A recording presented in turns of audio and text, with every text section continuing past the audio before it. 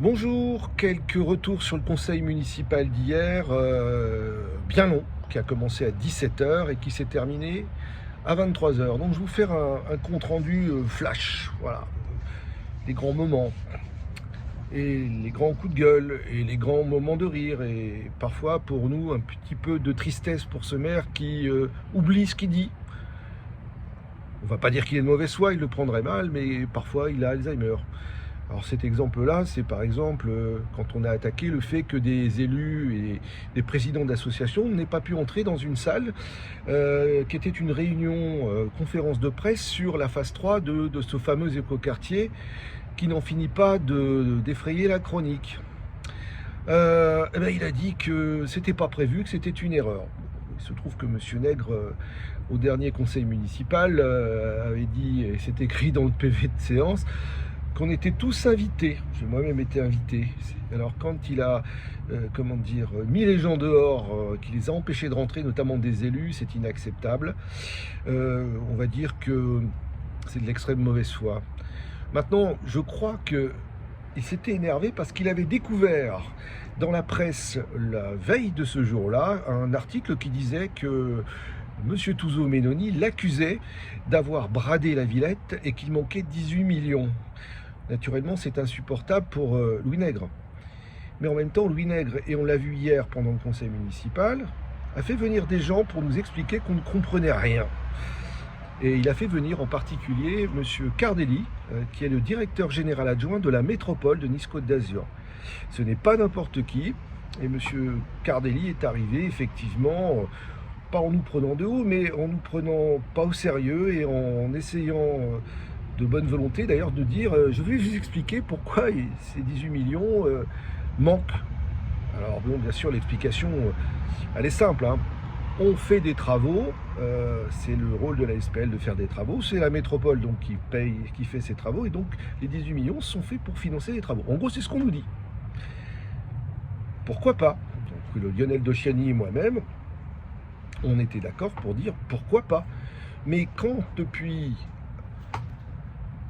2-3 ans, je demande moi les comptes de la SPL pour voir comment elle fonctionne, quels sont ses frais, quels sont ses achats, on ne me répond pas. Puis on me convoque dans le bureau, on m'invite à voir des documents dans le bureau de la responsable des finances et des marchés, qui s'appelle Madame Ferraud en mairie, et où j'ai le droit de consulter avec son regard attentif les documents.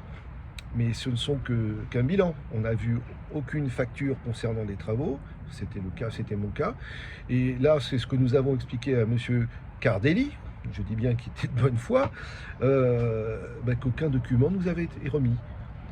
Mon colissier lui-même, à qui le maire parle encore, le maire essaie de convaincre Lionel Dociani de le rejoindre et qu'il est intelligent et qu'il est vachement mieux que son collègue que vous avez devant vous, qui lui dit n'importe quoi. Et ben Monsieur Dociani attend, PV en main depuis le mois de juin, un rendez-vous avec le directeur de la SPL, qui s'appelle Monsieur Renaud. Et Monsieur Dociani, comme il dit lui-même, a très grande patience parce que Monsieur Nègre dit des choses mais il ne les tient pas. Donc nous n'avons pas, ni lui ni moi, vu ce monsieur et nous n'avons donc aucun état de situation sur la SPL, ses comptes et notamment ce qui concerne le chantier de l'écoquartier. Donc les 18 millions d'euros, en déplaise à monsieur Cardelli, DGA de la métropole, c'est de l'argent qui ira à la métropole puisque les statuts de la métropole précisent que 2-3 quarts du capital de la SPL, s'il y a des bénéfices, reviennent à la métropole de Nice-Côte d'Azur. Par contre, 4% irait aux Cagnois. Donc, Monsieur Cardelli était désespéré, son regard balayait entre mes yeux et ceux du maire, mon regard, celui du maire, et disait, je comprends pas, son regard disait, je comprends pas pourquoi on ne veut pas vous donner accès aux comptes, puisqu'il n'y a rien de secret dans les comptes. Les comptes, c'est la métropole qui les affiche, la SPL. Moi, je lui ai rappelé que légalement, les comptes d'une ZAC doivent être communiqués aux conseillers municipaux. nous n'avons jamais vu les comptes de la SPL. C'est légal, c'est une obligation légale. Le contraire fait que c'est contraire à la loi. Alors, monsieur Cardelli, à force de sourire emprunté, a un peu convaincu le maire qui était un peu comme ça, de nous accepter, de nous recevoir, voire de communiquer ces fameux comptes. J'espère avec le président délégué, non pas de la métropole, mais le président de la SPL, monsieur Renaud. Donc tout ce monde-là va se bouger, effectivement, pour donner satisfaction à l'opposition constructive. Il n'est toujours pas question de valider le principe de l'écoquartier parce que nous voulions autre chose, notamment un espace arboré, un parc, mais on ne va pas se faire dépouiller du patrimoine cannois, je parle de la Villette et des Canebiers, au profit d'un opérateur privé aussi bien installé soit-il qu'est Bouygues, et Bouygues qui, effectivement, revendant les appartements et en louant les commerces, va gagner de l'argent sur le dos à la fois de la métropole et des Cagnois. Bon, on est bien là pour les Cagnois. Donc vous voyez, c'est un épisode qui n'a pas été sans tension, mais qui a permis surtout de voir dans le regard du représentant de la métropole qui était venu pour renforcer le pouvoir du maire et sur son honnêteté supposée, en disant que non, il n'y a pas 18 millions qui ont été bradés. Personnellement, je pense que c'est encore plus. Vous savez pourquoi? Parce que quand j'ai demandé comment fonctionnait une SPL à une journaliste de Nice Matin, une journaliste d'investigation, elle m'a dit « Monsieur Touzeau-Ménoni, c'est opaque ». Ah ben oui, c'est opaque, parce que quand on regarde le fonctionnement de la SPL de Menton, on a 350 000 euros de frais qui se promènent, des frais de bouche, on a des gens mis en examen. Et pourquoi? Parce qu'on a eu accès à ces fameuses factures, ces fameux comptes, effectivement. À nous, on n'a pas le droit de regarder. Et puis vous savez quoi? Moi, je travaille maintenant avec une avocate en droit de l'environnement et un avocat en droit de la construction qui m'ont dit ceci, monsieur, mais vous savez, les chantiers ne s'arrêtent jamais à l'heure où le politique a décidé. Il continue, il dure, il y a des impondérables, il y a des hausses de prix, il y a des moments où on doit effectivement suspendre les travaux. Et qui c'est qui paye pendant ce temps-là? Eh ben, le compteur tourne et les frais tournent. Donc, même si c'était 11 millions qui reviennent à la ville de Cannes sur 36 au départ, avec les frais, ça sera bien en dessous. Donc, cette affaire est absolument, pour nous aussi, opaque. Nous n'avons pas accès aux informations de base, donc nous considérons qu'on est presque en escroquerie sur les Caillois. Du moins, on leur dit pas la vérité. Je n'ai pas dit on leur ment, mais comme on ne voit pas ces fameuses factures, ces fameux comptes, et qu'on n'a pas d'explication de facture en main, ou devis en main, on considère effectivement que, comme le disait mon collègue Dolciani, on a affaire à Houdini. Je ne vais pas dire que Louis Nègre vendrait du sable à un arabe, je les respecte trop, mais tout de même. Ça, c'était le dossier SPL. Je ne parle pas de l'élu, c'est fait. Et cette histoire aussi de Polygone Riviera qui devient shopping, je ne sais plus quoi honnêtement, Riviera, ça aussi c'est du grand n'importe quoi. Bon, pourquoi? Parce que nous avons donc à nouveau rencontré Antoine Frey, qui est le président du groupe Frey, un monsieur qui possède des centres commerciaux comme ça, avec des thématiques. Il nous a redit presque mot pour mot ce qu'il avait dit il y a un an, plutôt en mettant un peu plus en exergue la partie mode dont il n'avait pas parlé, puisqu'il avait parlé de loisirs, de sport et de culture. Et là, il a parlé de la mode et il a parlé de grandes échelles, de grandes enseignes comme Bershka par exemple, une autre dont j'ai oublié, franchement, j'ai pas regardé mes notes quand je vous parle, qui vont augmenter leur taille, vont passer à des mètres carrés très très importants, et l'arrivée de nouvelles enseignes qui sont plutôt de l'ordre du jeu, comme Fort Boyard, et une autre encore plus connue effectivement qui amènera des laser games, du bowling et je sais plus quoi encore. Mais peu importe. Bon, j'ai senti que ce monsieur Frey était honnête, que son principe, le principe de son concept de parc tenait la route. Comme monsieur Nègre s'est fendu encore une fois en disant il y aura à Cagnes-sur-Mer le plus grand centre d'animation du monde. Bon, vous imaginez, voilà, dire, pour les Alpes-Maritimes, ça sera vraiment pas mal. Et je vais juste rappeler qu'en 2015, monsieur Nègre, il disait le Polygone sera le plus grand centre de luxe du monde. Oui, voilà. Bon, sauf que ton centre commercial de luxe qui ne pouvait pas fonctionner à côté du Cap 3000, eh ben, il a pris l'eau. Voilà. 350 millions en 2023 et vendu 270 millions. Quand tu perds 80 millions sur une année, c'est qu'il y a un problème. Une clientèle qui était plutôt tournée vers les enseignes un petit peu low cost, il en faut pour tout le monde n'a pas de sous et pas de luxe, donc toutes les enseignes qui avaient des prix un petit peu élevés, elles n'ont pas pu tenir, ce qui était le cas du printemps. Donc j'ai aussi dit à Monsieur Frey que moi j'étais proche des salariés du printemps qui aujourd'hui risquaient pour au moins 60 d'entre eux de se retrouver sans travail, et j'espère qu'il aurait une attention particulière, vous voyez, sur ces personnes. Mais encore une fois, je lui ai redit que j'avais confiance dans ce projet, et cette confiance, je ne l'avais pas en 2014-2013. C'était à mon arrivée sur Cagnes, sur un projet qui était identique à celui de Cap 3000 à côté. On n'a pas deux porte-monnaies en double et on ne jette pas du luxe à deux endroits. Cap 3000 avait une antériorité évidente, ça ne pouvait pas fonctionner. Et j'ai aussi rappelé à Monsieur Nègre que le bowling qui était sollicité, attendu, espéré en 2013-2014, quand il y a eu les discussions sur le polygone, eh bien il n'en voulait pas. Et là, il était ravi hier en conseil de dire enfin il arrive. Faut pas se foutre du monde, on a tous des yeux, on s'en souvient tous, il y en a un pour vous le dire, voilà, c'est tout, pas n'importe quoi. Dites que c'est dommage, que voilà, si vous saviez un peu parfois reculer et dire que vous étiez trompé, ben ça serait bien, moi je vous en voudrais pas, vous voyez. On a aussi appris, vous voyez, c'est toujours dans, on nous emmène loin, en sachant qu'on est toujours dans le concret et qu'on n'a pas bouclé certains dossiers. Je parle par exemple de la salle polyvalente. Louis Nègre, en 1995, le met sur son tract, comme il met la requalification des Tuilières, comme il met qu'est-ce qu'il y avait d'autre? Il y avait la station d'épuration en 1995. Et il annonce aussi le projet du tram à l'époque. Et une grande salle de spectacle. C'est fantastique. C'est tract de 95, je vous le mettrai en ligne de toute façon pour que vous voyez comment on peut, au fil des ans, attirer les votes sans jamais rien tenir. Le tramway, me disait un de ses anciens conseillers municipaux délégués, donc, et aussi un de ses anciens adjoints, c'est un moyen de faire voter les gens sur un projet, voilà, mais ça ne se réalise jamais. C'est comme ça, vous y croyez, certains sont contre, et bien ça fait voter pour quelqu'un qui vous raconte des balivernes. Alors, sur ce projet d'ailleurs de tramway, ce qui était fantastique, c'est qu'il nous dit Christian Estrosi l'a confirmé par 2 fois. En 2020 et en 2024, il était là. Il a dit que le tramway allait se faire. Oui, ben, vous savez quoi, Monsieur Nègre, en 2014, il avait envoyé un courrier avant les élections pour écrit pour dire ça y est, le tramway arrive. J'espère que c'était pas un faux, parce que moi je dirais pas de méchanceté sur Monsieur Estrosi.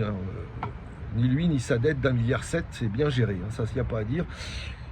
C'est comme ça. Bon, on ne va pas dire de méchanceté du maire de Nice qui n'a rien à voir dans nos petites péripéties locales provençales. Parce que nous on est en Provence, et là je parle du comté Nissart avec Estrosi.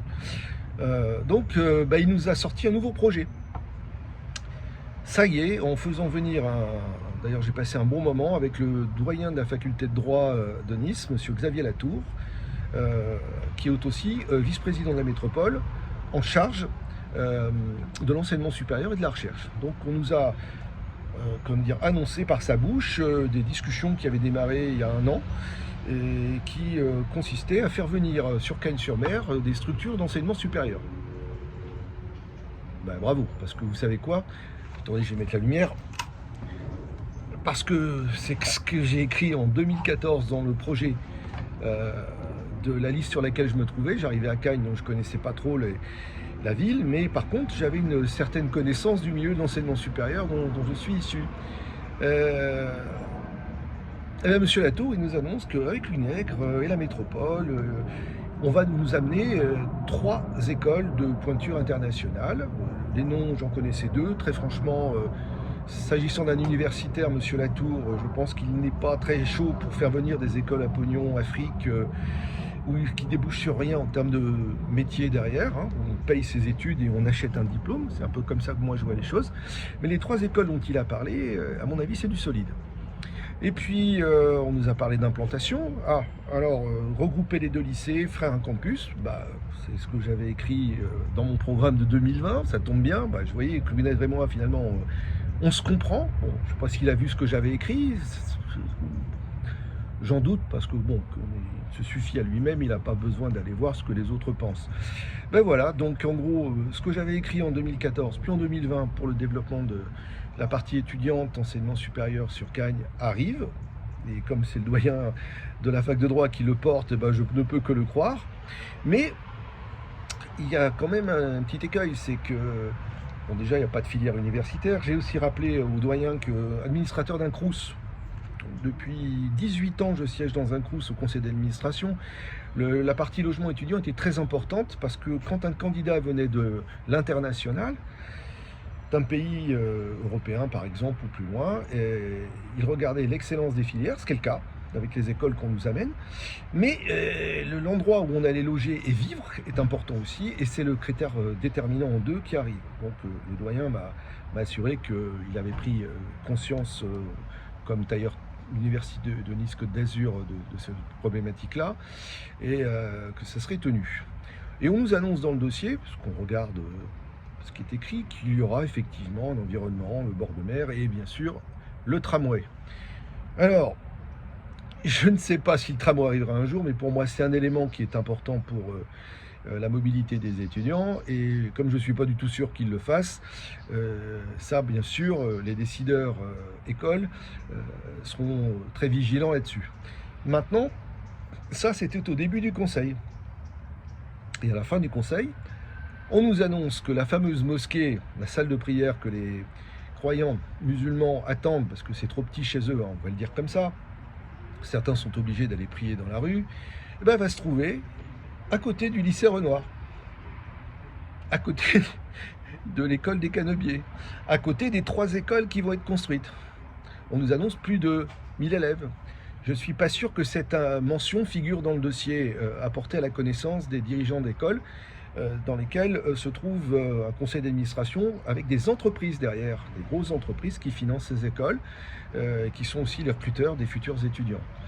Je ne suis pas sûr que si ces entreprises et ces écoles apprennent effectivement qu'il y a un lieu de prière, alors peu importe le lieu de prière, du moins la religion qui est derrière, ça valorise tellement le dossier. Je crois que c'était pas très malin de ne pas l'avoir dit, comme annoncer des choses qui ne se feront peut-être pas. Voilà.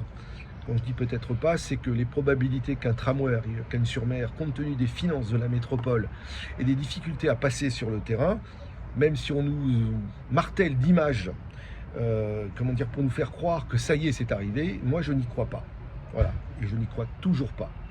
On nous a aussi, d'ailleurs, à l'occasion, annoncé, vous avez vu sur un post Facebook précédent, que on veut installer un bus à haut niveau de service, c'est-à-dire ce que nous on propose pour la liaison Nice-Cagnes, Cagnes-Sauvégo, ben on va le mettre en proposition, bien sûr, sur la pénétrante, pour aller en gros de la gare jusqu'au polygone, ou pardon, à un shopping, promenade center, je sais plus, machin truc. Donc c'est possible de mettre un BHNS à Cagnes, et puis on préserverait l'allée centrale, effectivement, en protégeant les arbres, ce qui est très très bien. Mais tout ça, c'est du vent, parce qu'on vous montre ce qui va se passer après, mais on n'a toujours pas réalisé rien. La salle de concert qu'on nous annonce depuis 1995, là on nous la sort hier aussi. Qu'est-ce qu'elle est belle! Une salle de concert avec des gradins rétractables, comme une salle de basket, merveilleux, des salles de répétition, merveilleux, mais tout ça au bord de la Cagne, dans la partie inondable. Qui a déjà vu une salle comme ça, alors de concert petite, bien sûr, calée sur le bord d'une autoroute et sur un terrain qui est en zone inondable? On a tout vu. Ah non, ça n'est pas possible non plus, parce que les recours vont arriver, bien sûr, sur ce sujet. Sachez que la salle de spectacle n'est pas sur le projet de la Villette. Elle n'est pas prise en charge par la SPL, donc par la métropole, et Bouygues. C'est sur des fonds qui sont extérieurs. Alors on nous montre encore une fois des projets, on nous met des dates, mais comme vous l'avez vu, à chaque fois qu'on nous a dit quelque chose, ça n'a pas été fait. Rappelez-vous les Tuilières, 1995, un bouffé en 2021, Et la dernière partie serait maintenant. Il faut 30 ans pour réaliser un projet. 30 ans pour réaliser une salle de concert. 30 ans? Non. On est toujours dans le panache et dans le verbiage, mais on n'est pas dans la réalité. Monsieur Nègre nous a dit un jour qu'il fallait 2 mandats pour réaliser un projet structurant. Lui, il en est à 5, et ce qu'il a écrit à l'époque n'est toujours pas réalisé. C'est pas acceptable. Et ce qui n'est pas acceptable, c'est cet écoquartier dont on ne sait rien et qui a démarré dans le brouillard. On nous a dit on va réaliser un équipement sur la Villette, des équipements collectifs où les Cagnois pourront se garer, aller de plein pied accéder à des guichets uniques, donc on pensait à des services publics. Puis à la fin, c'est un projet de béton, tout simplement pas de service public, uniquement du logement, un parking qui va perdre des places, et tout ça dans le mépris total, puisque les élus de 2014, j'étais pas élu à l'époque, trouvaient ça pas mal et avaient dit, bah tiens, si vous dites ce que vous faites, on pourrait être d'accord. Et à la fin, la copie, c'est pas ça. Voilà ce qui va pas. C'est-à-dire que le politique, vous savez que je n'ai pas d'étiquette et j'en veux pas, parce que je trouve que les partis politiques, bon, on voit que ce sont tous les mêmes. Je fais une petite aparté pour ceux qui n'ont pas gouverné, mais en fin de compte, le problème, ce n'est pas le fond du message, c'est la façon de fonctionner. On étouffe tout, on cloisonne les décisions, mais on n'est pas ouvert sur le peuple, on n'est pas ouvert sur la discussion, on n'est pas ouvert sur le grand public. C'est une machine à enregistrer. Si je voulais dire une méchanceté aujourd'hui, allez, je vais en dire une toute seule, petite. Quand vous avez un maire comme Louis Nègre avec autour de lui 35 conseillers municipaux et qu'ils sont toujours d'accord sur tout, moi j'appelle ça des Playmobil. J'en connais un certain nombre, j'espère ne pas les avoir offensés, qui sont tout à fait des gens de bonne foi, intelligents, sensibles, mais ils ne peuvent pas parler. J'ai jamais vu 36 personnes être toujours d'accord sur tout. C'est impossible. D'ailleurs, ils vous le disent à côté. Alors, dans ces conditions, qu'est-ce qui se passe? Ben, c'est une forme de dictature mielleuse. Parce que ce que dit monsieur le maire, c'est faites ce que je dis, ne faites pas ce que je fais. Bon, je vais arrêter là pour les anecdotes. Il y a eu des dossiers, d'autres dossiers, on nous fera quelques partages, mais je voulais faire un petit retour à chaud. Voilà. Et bien sûr, j'ai essayé de défendre l'intérêt des Cagnois de mon mieux, avec mon équipe, enfin notre équipe, enfin c'est pas la mienne, puisque monsieur Dolciani est notre porte-parole.